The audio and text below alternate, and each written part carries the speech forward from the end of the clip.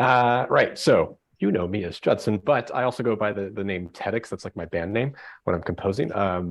I have been doing stuff for video games for a while. I've done some commercial work in the past, and I do like a lot of personal work as well. I haven't done any personal work in over a decade, but I used to write personal music. So I'm going to talk to you today about composing for a game called Rogue Legacy 2, which just came out recently. This is beautiful key art done for it by an artist named Justin Chan, who's quite prolific in the games industry. Why is it beeping at me? Why can I not navigate? Okay, there we go. So yeah, we're going to talk about what Rogue Legacy is, the brief that I got from the devs, the style that I approached in working on this, how it gets implemented in the game, some of the challenges I ran into, and then I'm going to run you through 3 scenarios of composing for Rogue Legacy. One that was great, one that was pretty good, that's just like what you expect in composing for a brief, and then one that was a really, really tough scenario. So you can see like a contrast of different types of running into problems and working through challenges working for game developers. So what is Rogue Legacy? It was developed by a company called Cellar Games. They're based in Toronto. It's 2 brothers named Kenny and Teddy Lee. And they've been making games for a long time. They made a game way back in the day called Don't Shit Your Pants, where you had to try to escape a bathroom without shitting in your pants. And that was very successful for them, surprisingly, and it led to a couple of other games. And then Rogue Legacy was their first huge critical commercial success. So it came out in 2013, and I worked on music for this as well. There were 2 of us doing music for it, me and a guy named Gord, who goes by A Shell in the Pit as his band name. So we were like composing 2 tracks individually. We weren't like actually collaborating together on things. Gameplay wise, this is a procedurally generated Metroidvania roguelike. For those of you in the know. For those who don't know any of those words, procedurally generated means it's made on the fly as you go through it. So each time you play it, it builds the world anew. So it's always a new experience, and it's built by an algorithm. Metroidvania is the composite of 2 words, Metroid, Super Metroid, and Castlevania Symphony of the Night, which are 2 games that are focused on exploration of big open spaces where you can go anywhere. And the more abilities and items you gain as you go, it unlocks new areas. You can go back and traverse things. So it's Metroidvania. And Roguelite is a play on roguelike, which is in the style of a game called Rogue from like the early 80s that featured permadeath. So each time you play it, when you die, you start it back at the exact beginning of the game with all of your progress reset and have to go through it again. Roguelite has some permanence, so you still have like a permadeath, but when you die, you get to take some things back and unlock new abilities that make you stronger each time you go back into it. And like I said, it was a huge commercial success. Sold over 3 million units across PC, Xbox, PlayStation, Switch. It was on all the platforms. Had I known it was going to be successful, I would have put a lot more work into the music, like I did into the second one. And you play as a lineage of knights. So what sets it apart from other games is that there's this trait system. So when you die, you pick one of your heirs to take up your stead, and they each have like unique characteristics, like they might be colorblind. And for the entire playthrough, the game will be in black and white, and until you die and come back in. Or you might have IBS, and every second time you jump, your character will fart. So there's like stupid things that have like weird, varying degrees of impact on the gameplay. So what is Rogue Legacy 2? Well, it's the sequel. It's just the same but better, basically. You can see like the first one was in pixel art style. The second one is this like really high fidelity, really HD hand-drawn art with a 2.5D style. So the characters are actually 3D. I don't know if you can tell there, but they've been rendered in 3D to make to look 2D as much as possible. Just everything about it is better. Since the gameplay is very similar, it's technically a prequel, not a sequel, but that's a spoiler.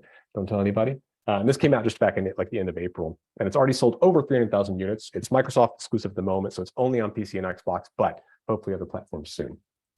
So let's talk about the brief that I got. So Cellar came back to me because I had worked with them before. They put some of my music for free into some of their earlier games, and they approached me to work on Rogue Legacy, and then they came back to Gordon and I for this game because they wanted everyone from the original game to work on the second one. So because there's 2 of us working on it, we needed to stay aligned. Like we can't, go from one person's composition to another, from area to area, and have it feel too weird and just incongruous. So we needed to be aligned as 2 musicians working on this. And usually, like what you would get from a dev is just music references. Like people really like to use placeholder reference music. So they'll like give you a song like, I really like this, something like this. And you see this in film a lot as well. There's like the classic example of Star Wars sounding exact like Gustav Holst's The Planets, because probably George Lucas was using Mars as a placeholder. And John Williams said, okay, yeah, I can compose something similar to that, and got pretty close to it. So yeah, same thing here. They'll give you a reference. They say, hey, see if you can match this, and you go along with it. But Cellar games are actually pretty cool about it, and they approach it a bit more collaboratively. So a lot of times they didn't have an idea. They were like, here's what it looks like. Here's how it plays. What do you think would work here? So there's a lot of flexibility and freedom that you don't always get working with other developers. Some people are very specific and have very prescriptive briefs they give to you. So because they're so open-ended, it can be too open-ended. So we asked for a mood doc to kind of describe the feel of each area, like to get the mood and like what it feels like to be in that area. And they provided us this like big giant Excel doc back that has like, what the concept for the area is, how it feels, any key art that they have already created for it. If they have reference music they want to provide, that'd be dropped in here. So we use this as kind of like a source of truth that we would refer back to in composing. But just to make sure we were aligned, because there was two musicians, we did a back brief. I put this together and just sent it back to him to say, hey, here's what we're thinking we're going to do. Here's what we understand from you, and gave it back to him.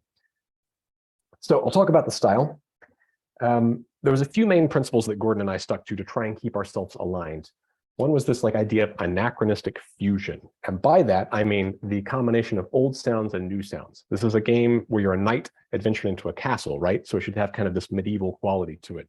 So because of that, is that coming through okay? Did you hear the hammered dulcimer? Awesome, okay. So this is a hammered dulcimer. It's a string instrument that's played with two mallets, which you can see in front of there. So it's like a piano in that it's mallet striking strings, but instead of pressing a key and having it happen, you're actually drumming on them with your hands individually. And I love this instrument. So I got a virtual synth version of this that has a nice big sample library, and use this in combination with modern synthesis. I didn't actually use any hardware. I just showed the JP8000 because I used to have one of these and it holds a place in my heart. And then you've got stuff like violin and big epic brass synths, like Hans Zimmer-esque Inception type things, trying to get the cinematic quality into things. So it's fusing all of these things together in nice ways. We also used a little bit of Foley percussion. So in the first game, Gordon had done a lot of stuff with like sound effects in the music, and we wanted to bring that through to the new one. So here's me in my stairwell banging my chair on the railing. A recording. I would go in the kitchen and like get pots and pans and bang around on things and bang on my kitchen table to make bass drums and get all this stuff and put it together. And when you take that and like knit it all together in a sequence, so you get something like, so see if you can hear the chair in there. So the bass drum there is me beating on my kitchen table. You can hear pots and pans. The snare there is the chair that like I kept the echo from the stairwell. Can you hear me talking okay? The music okay? Yeah, okay, cool. And then adding in synths on top of it. And then just generally an idea of high musicality. Like we wanted it to feel early era Koji Kondo, Mario, hummable melodies. The devs really wanted it to be something people like stepped away and kept singing in their head over and over. So they want like tunes that you remember, that stick in mind. And plus, like I am very hip hop inspired. I come from the Southeast US, lived in Atlanta for a long time, so I like beats. So I wanted to incorporate beats into this stuff in some way. And Gord comes from a very rock focused background, so he wants to get rock and roll in there. So you've got like all these modern styles fused with these older sounds in interesting ways. And then, there's like a bunch of game references that we look back to as well. What you're hearing right now is Castlevania for the NES, which musically is kind of the feel we wanted. And it's a melody that sticks in your head, high musicality. And then some other modern games that have really great soundtracks, Hades, Hollow Knight. Obviously, the original Rogue Legacy was a big point of reference. We wanted to sound like that, but elevated. And then some, the Hans Zimmer qualities bringing in there, and then Orbital is the bottom right one there is a big inspiration of mine. They used hammered dulcimer in some of their tracks back in the 90s, that I'm a big inspiration by. So lots of interesting references to pull from and keep us all aligned. So I'll talk about how that gets put into the game and what tools we use to do it. Here's a cool combination of some of the early alpha placeholder art combined with, or compared to the final placeholder art from the game, which is absolutely gorgeous. So I worked in a DAW, D-A-W, which is a digital audio workstation called Ableton Live, which is one of the industry standards. People are usually either working in this or Logic Pro, and plugged a bunch of VSTs, which are virtual studio technology, into that. So these are the different synthesizers, like digital synthesizers that play within the sequencer. So we've got like brasses on the upper right there, or upper left, synthesizer on the right, choir on the bottom left, dulcimer on the bottom right. And to get this into the game, there's a tool called Fmod. So game music doesn't have to be linear, right? Like it's not a looping sound. So you can do really interesting things where you tie different instruments to different criteria from the game, like player health. You could have like a guitar get more intense as the player's health gets lower, things like that. So there's really cool stuff you can do, and Fmod is a tool for doing that. It's kind of like Flash, where you nest timelines. So you like create these little boxes, drop clips into them, and you can put them on top of one another, and you can tie them to different parameters. You can do all kinds of cool stuff in it. I didn't actually have to work on this. I would tell the Gord's team, who did all the sound design, how I wanted it to work, and they did the implementation, which saved me a lot of time. And they have a really cool payment model that I want to talk about, where it's free for musicians. Anyone can download and use Fmod. Devs have to pay to implement it into the game, which I think is a really cool payment model I would love to see Adobe adopt. Can you imagine if you like did a design for free in Adobe, and if the client wanted it, they would have to pay for access from Adobe? Payment model of the future. So let's look at a basic loop example. So this is a really sample front to back loop. The devs actually really like the idea of just a song. They didn't want too much dynamic implementation. So it's just basic, like something has to play when you come in, and then it has to be able to loop endlessly. And then there has to be a cutoff, like if you leave the area or if your character dies. So this is a very short intro. And it's a hard cutoff because it needs to be able to seamlessly run into the loop, which would play endlessly until either you leave the area or the player dies.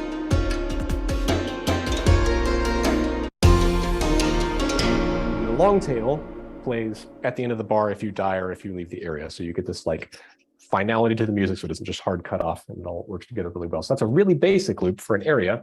And you heard a lot of the hammered dulcimer there. Maybe you could pick up some of the instruments we talked about earlier. Here's a bit more in-depth version of it. So this is a boss. So bosses have phases where the gameplay gets more intense, or the way they're attacking you changes. New attacks are introduced. There's new elements in play. So the music needs to change along with it.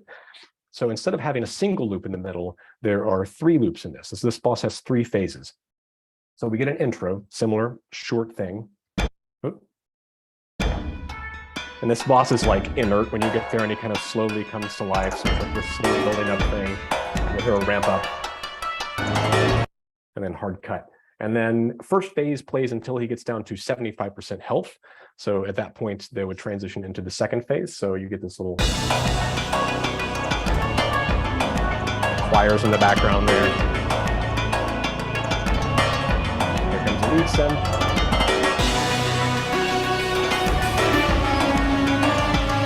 So that would play until it gets down to 75% health. And then to help bridge the gap between this and the next one, it would wait until the end of the bar. So in Fmod, you can say, don't start immediately, wait until it gets to a logical place in the music, use this transition, and then bridge into the next loop. So we get this.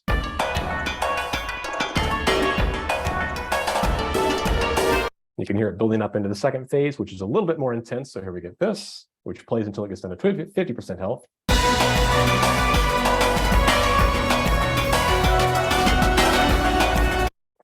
And then when it hits 30% or 50% health, we get to the final transition. So the same kind of thing. It waits till the end of the bar, plays the transition, and then it proceeds immediately into the loop. So we get this transition. And there's a cool thing that happens at the very end here, and the last note of it. Let's see if you pick it up.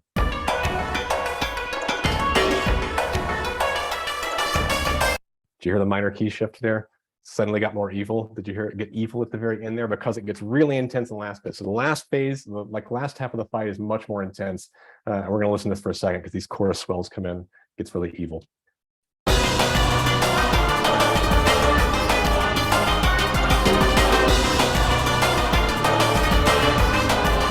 Here comes the chorus swell.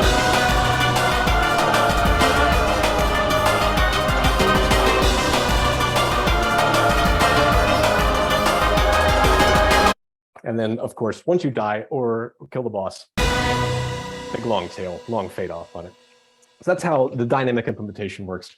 I'm going to talk about some of the challenges, and then we'll look at some more in-depth details about how this works. So one of the biggest challenges is that Gordon is in Vancouver. So there is very little daylight overlap between us. It's like, you know, lighting the beacons of Gondor to get a message between us. Fortunately, he works full-time as a game musician. So he's working during office hours, and I'm working, you know, moonlighting doing this. So I don't get online until 7 p.m. my time. So there's this like moment in the evening where we can communicate, which is nice. Another big challenge in any any scenario. This has nothing to do with Cellar games. This is just generally, people really don't know how to talk about music. Like the library of language that you use to talk about it requires so much education, and no one has that education. So it's all kind of like people talking about feelings usually. With visual design and with like illustration and video and things like that, usually there's things you can point to, like, this thing here needs to move down, or can you make this thing bigger, or I don't like this color. Whereas with music, someone might say, oh, I don't like the beat on this. And it's your job to like understand, do they mean that like literally the kick drum is not good? Does the bass bother them? Is it the melt, like the pacing? Like it could be anything. People really struggle to use concrete terms when talking about music. So there's a lot of like interpretation involved. And related to this, a big problem in this scenario specifically was that I was missing the mark initially. So I worked on Rogue Legacy 1, which was in a very different style. And then between that and Rogue Legacy 2, they did another game called Full Metal Furies, which Gordon worked on in isolation. So we had an entire game to understand what they were looking for in a higher fidelity style. And I was kind of on the back foot playing catch up. So I was struggling to meet with their expectations basically at the onset, and was constantly delivering things that they were like, oh, this doesn't quite feel right. So the solution we came up with was really nice, actually. So instead of delivering things directly to the devs, Gordon kind of stepped in as a creative director. So I would compose things, send them to him, and he would give me feedback on what was working well and what wasn't, because he had a solid understanding of what the devs were looking for. And that ironed everything out. So we started doing it that way for a few tracks. And then, once I found my stride, I just started going directly to the devs again. So a bit of a challenge at the onset, but we really found a good solution for it, which I love. So let's look at 3 scenarios. So first we're going to look at is the great scenario. This is the ideal. This never happens. I fucking love it. So this is for an area. It's not a boss. This is like an area of the game where you're running around doing stuff called the Sun Tower. And this is the key art for it. This is what I got from the client.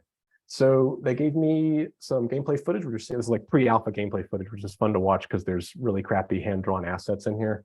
Wait till the guy gets up on the next screen. There's like these little ghosts flying around that are clearly done in Microsoft Paint or something. So it gives you a feel of what the area looks like. So it starts off in these like interior spaces, and then immediately becomes this big open expanse with open spaces beneath them with a lot of verticality and upward. Yeah, see these awesome ghosts. Lots of verticality. It's like very precarious. It all feels very like about acrobatics and stuff. And then they gave you like a description of this. It's high, there's electricity, it's windy, it's bright. And then the bottom left is like a screen grab of what the intended final fidelity art would look like. So I took all this and I went away and I composed this to give back to them. There's a few things you'll hear here. There's a climbing arpeggio, which is a rapid upward and downward movement of notes that I'm trying to pick up on the like precariousness and acrobatic nature of it, the like ascending and descending that the character's doing, like mirroring that musically. I'm using pizzicato strings, which is where you pluck the strings on an instrument rather than bow them. And to me, that kind of conjures up images of high wires and like heights and things like that. And then horn blasts and trumpets underneath it, that Hans Zimmer Inception sound to give it an epic quality, because this is a later area of the game. It's meant to feel arduous and hard. And similarly, it's in a minor key, but to portray hardship. And I apologize, all of these screen grab recordings I did are in mono. My like recording software put them in mono. So it's not going to sound as great as it could. You lose the stereo field, but hopefully you can get a feel for it. So these are the pizzicato strings. You can imagine a cello. The Foley percussion coming in. And then here comes horn blast. Hip-hop beats, very hip-hop inspired, so it's a fusion of 2 elements. And the purple bit here is going to be the climbing arpeggio. We'll see that come in just a second. So this, what you're seeing there is the piano roll, is the notes. And I'll isolate this, hear it better. That's just the climbing arpeggio you're hearing. Then I'm going to jump ahead just a bit to let you hear the lead synth, which is brass. You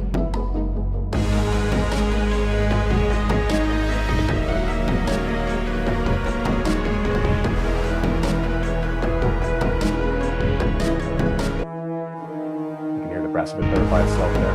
I'll isolate everything. So pizzicato strings, arpeggio synth, chords, synth,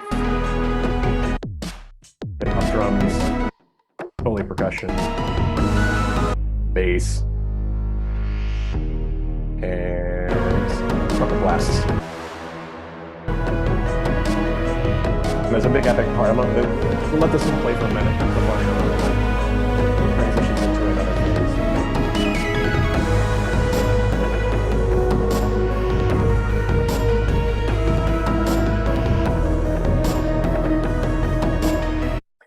And that was approved first go, which never happens. They loved it, like right out of the box. We're very happy with it. It was just like the best case scenario, especially coming out of this frustration of missing the mark so many times. It was amazing.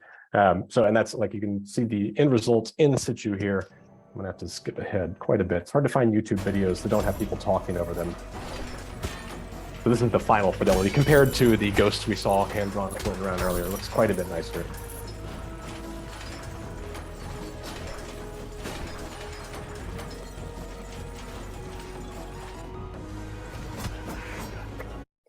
So that's the great scenario. Let's talk about good scenario. This is what normally happens. This is what I would expect to go into a relationship with a client to do. So this is for a boss fight. So what you're seeing here is the key art for a character called Nemea. This is the input from the client, so you can see the gameplay. Example of reference music. The client dropped in this music they had found somewhere online, which is like scary vampire music or something that they really liked. They liked the waltz time, which is 3/4, which indicates a dance. They called this like, the working title for this was Dancing Boss. It was meant to feel a bit like a waltz. There was meant to be a touch of sadness. She's wearing a funeral veil over her face. So taking all of this, I gave them back this. So like I stuck with the waltz time to, tie into how it dances around. I put a lot of reverb, which is echo, on it to pick up the environmental feel. It's inside this big glass greenhouse. And then there's these stompy beats on top of it to make those things still feel like a boss fight. Let's come straight to start. Harp. Stompy beats.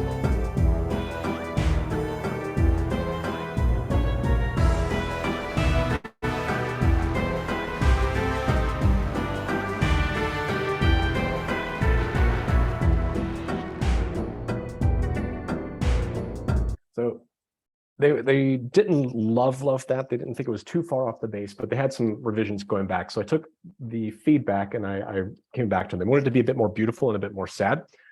So what I did was I changed some of the instruments away from being synthesizers into being piano. I brought in violin for leads, they wanted a faster bit for second. We talked about phases earlier. The second phase of this fight is much more intense, so they needed a faster bit for the second phase. So put a violin synth in as placeholder with the intention of later having someone record live violin.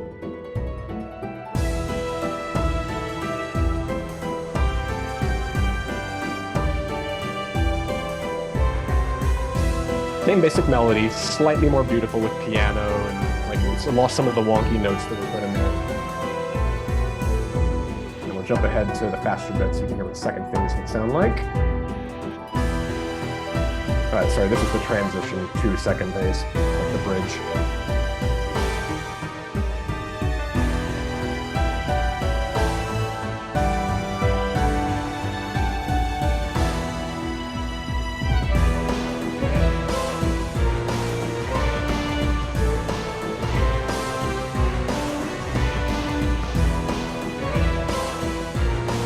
What you're seeing there is the violin synth. So, and that was approved. They were pretty happy with that. There was like a few more tweaks to be made, but like 1 or 2 rounds of revisions, not bad. Love it. That's what I expect. So I got to hire a violinist. This is Michaela Nachtigal, who is really cool. She's involved in the games community. She's done some covers for me in the past. And she's an amazing violinist. She also is famous for her ability to play the automaton, which is that weird thing she's holding in the lower bit, which is incredibly difficult. It's a toy. It's not meant to be played well, and she can make it sound like a violin, which is amazing. So, yep, just dropped in she learned it by ear, recorded it in a day, gave it back to me, and I dropped it in to replace the synth violin. So you got like actual live recorded violin in place there.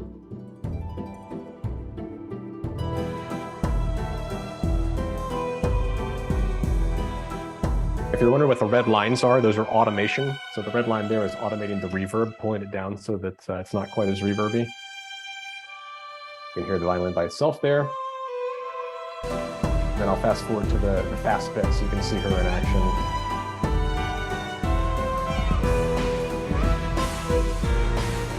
Remember, she learned this by ear in 24 hours and recorded this and gave it back to me. Like, I gave her the track, she learned it, gave it back to me. Amazing.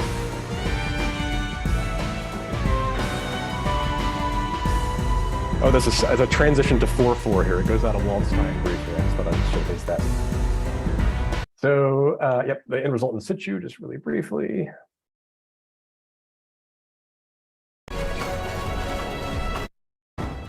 A little sneak peek of some other music there. So when you enter the boss, you get this like big sound effect. He appears and the music starts. I'll fast forward a bit. And then second phase.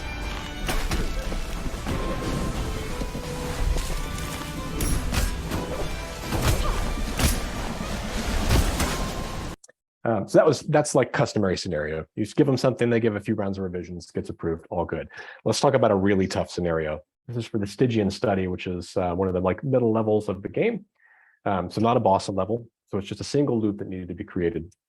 This was the input I got from the client. Again, some pre-alpha gameplay. It's this very bright, open environment. They talked about there being like organs and operatic voices. They wanted to feel very glassy and high class. So took all this away. And I gave them back this to start. So like, you know, stuck with organs, like big cathedral pipe organs to give it this kind of cathedral quality to pick up from those bright glassy environments, kept it very upbeat and major key to, you know, tie into the brightness of it. And generally it was meant to be kind of positive and uplifting, like the only area of the game that isn't oppressive and dark. So pipe organ suspension at the start and then organ fugue. And I'm doing something here called contrapposto, which is contrary action, where you've got the organ moving in two different directions. So one moving up, one moving down.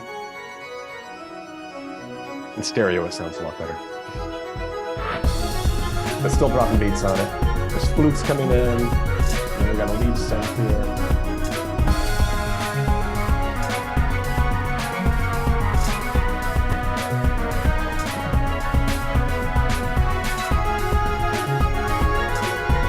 The bit at the end that's 3/4 or 6/4.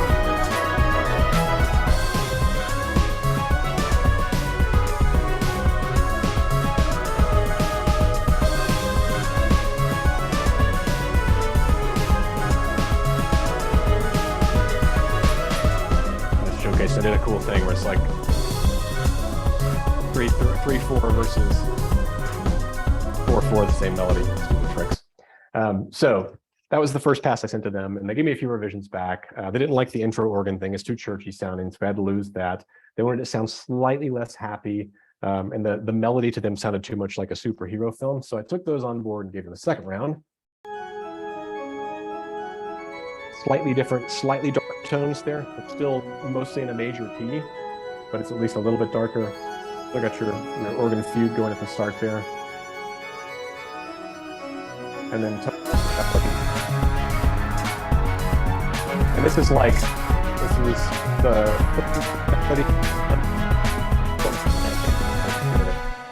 so a few more, like I tried so many melodies. They just didn't like the melody. It wasn't catchy enough. I was writing things. I had this cardinal sin of weaving a really dense melodic bass and then trying to put a melody on top of it is the wrong way to go about things. Like you need to write a simple thing with a melody on top of it first and then enriching it underneath it. So it was really difficult to fit things into it. It wasn't working. So I kind of rewrote it, keeping the basic structure. Like you still start with organ, it's just totally different chords. A lot of the instruments change later. The beat changes a bit. It's structurally similar, but you'll hear how different it sounds. And this I was quite happy with. Yeah, it's quite a bit darker. It has gone minor key now. It's no longer contrary motion. They're doing the same thing. By bringing these eerie sustained chords underneath it.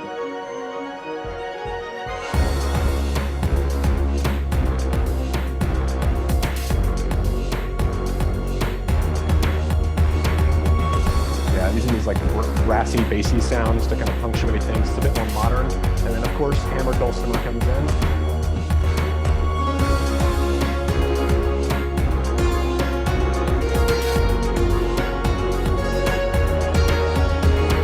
I'll jump around a bit. This comes up a bit later on. Yeah, it's a bit of a break later on. So the melody gets more sparse.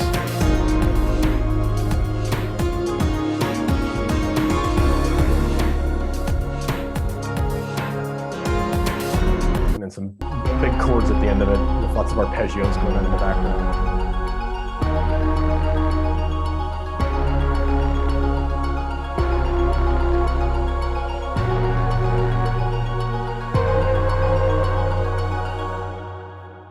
And they were pretty happy with that, but then the design changed completely. So they, like, late in development, decided that it was too bright, it didn't fit with the rest of the game. They darkened it all down and the music was no longer appropriate in any way. So you can see the top one there was the original concept art, and the bottom one is the final in-game aesthetic for the area. So it got a lot darker. It's more kind of like science-y looking. So 8th Pass took it like completely from scratch, pushed everything aside, took all of the like structural away, and just started from absolute scratch. I went way more eerie with it. So fully in a minor key at this point, lost the organs, but kept the dulcimer and brought in some harpsichord. And I started using accidentals. If you look at the notes there, so like what the piano roll on screen, it's F, D sharp, D, C. The D, the D natural is not in the key. This is an A sharp minor. D is not in the key with it. So it's like repeatedly hitting the note that's not meant to be in the key, and your ear hears it and it sounds weird. It's called an accidental. And I combined that with a melody which doesn't really resolve. Because it's an A sharp minor, your ear keeps wanting it to go down to A sharp, and it never does. It keeps coming back to F. So let's listen to that.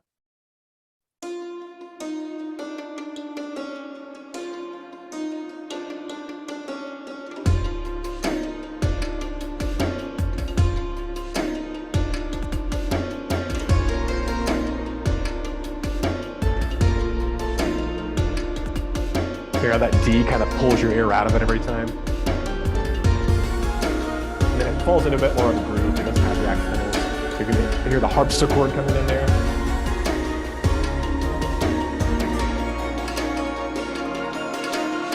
And then later there's some lead synths.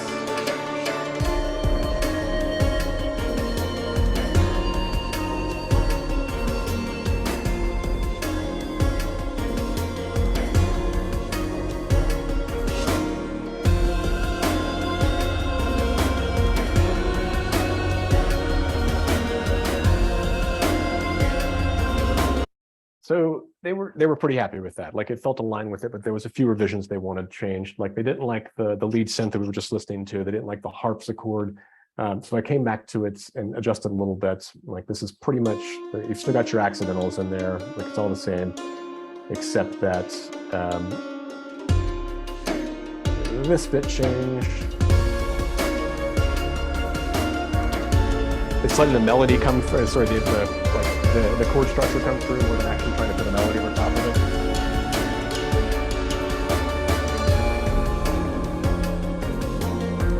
And here I took the harpsichord out and the lead synth out, so the dulcimer sing a bit louder. And then there's a bit at the end here that's alternating 3/4 and 4/4.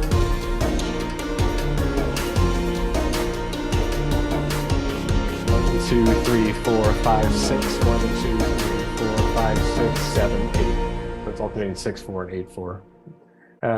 So they were pretty happy with that, but they decided they didn't like the accidentals, the thing we were talking about. So if you look at the notes now, it's now going F, D, C sharp instead of D down to C. It's still not resolving down to A like you would expect, but at least it is all in the key of A minor. But I did sneak the D natural in there a few times, and I think it's probably more, has more emphasis because of it. So let's listen to this.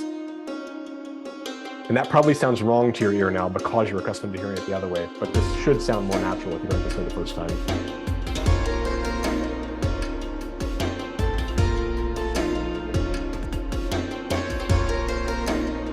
I'll jump ahead here to this bit.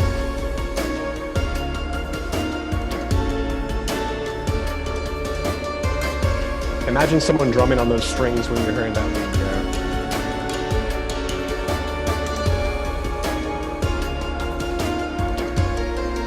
Here's where I snuck in the D natural. I'm trying to pull up the notes so you can see. There it was. Did you hear it? And I did it one more time at the end. We're going to jump to the end to that alternating. Oh, we're going to hear this for a second. But that bit at the end where it's alternating 6/4, 8/4, I snuck it in one more time.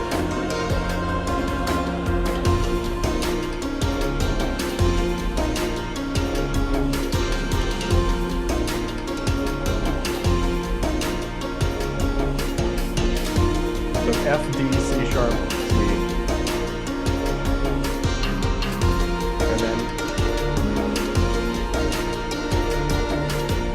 D natural pushed it into A major at the end there. So it was like a major shift at the very, very last minute. And finally it was approved. Only 10 rounds of revisions and like a year of composition. We got there. It was amazing. So that was, I'm happy with the end result. You can see it really briefly in situ here. This video cracks me up. This is the only one I could find on YouTube without someone talking over top of it. Let me turn the volume down a bit.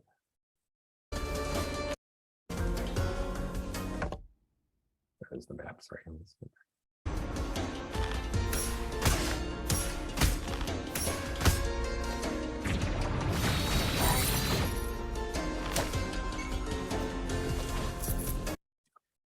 And that is it. Oh, 34 minutes. Not too bad. Not too bad. We're within it. So if you want to check out Rogue Legacy, it's on Xbox and Steam, or you can go to cellargames.com to learn more about their company. And my website is tedx.net. You'll have to go from there to Bandcamp. It's tedx.bandcamp.com.